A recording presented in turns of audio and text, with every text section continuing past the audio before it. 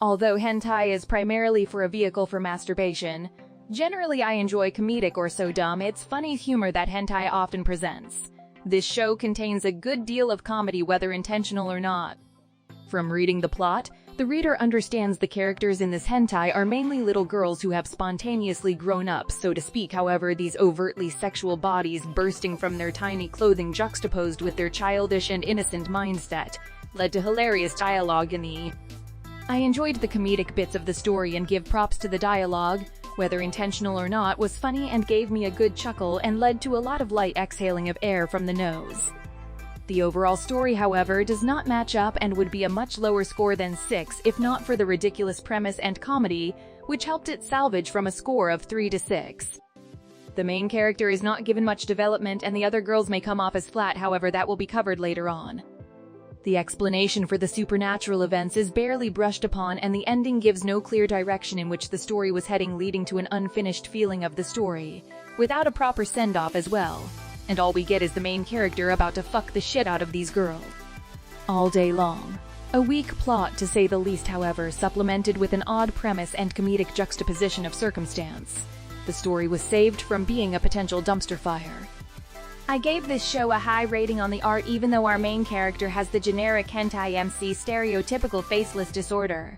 The girls in background make up for this completely as there is quality in spades when talking about them. Each girl has their own special aesthetic, which was in line with their character traits, the little accessories and even the way their eyes and mouths were drawn, as well as facial expressions were very in line with how the character acted, which enhanced their authenticity with regards to the story. Backgrounds were drawn well and did not seem half-assed as some hentai backgrounds come off as. There was quite a bit of detail and just helped with how complete the show felt as a whole. Definitely solid work on the artist's part, which just enhanced my enjoyment of the show. It did not feel like a hentai and more like an anime.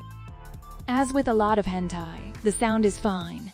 It really is hard to mess up sound such as an older hentai, however, that is just a limitation of the time where quality exported was very low, leading of extremely pitchy audio. However, as the industry has become more popular with a larger community, the standard quality of audio is expected to sound good with no problems. The reason it is not higher is that there was no songs, such as with an opening song, ending song, or even as a background track.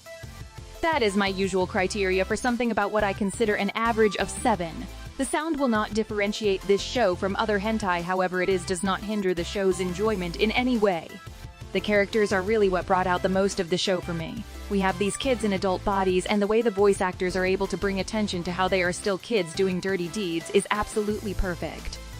However, the part of the show that lacked for me was really the way the main character was written. For example, in the introduction he is given light exposition on how he likes to play with kids and foreshadows the following events, which would have been clever had the viewer not known this was a hentai. However, throughout the rest of the show his character jumps around from being apprehensive to fucking these children who he takes care of to predatorily fingering the vagina of the most innocent of the girls while he helps her wipe her after she urinated.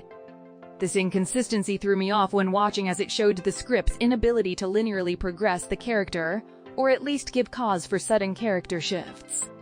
Speaking of the girls, we have 4 adorable girls who each have their own little quirky personalities, which call to different archetypes of hentai girls, but paired with the superb art makes them enjoyable all the same.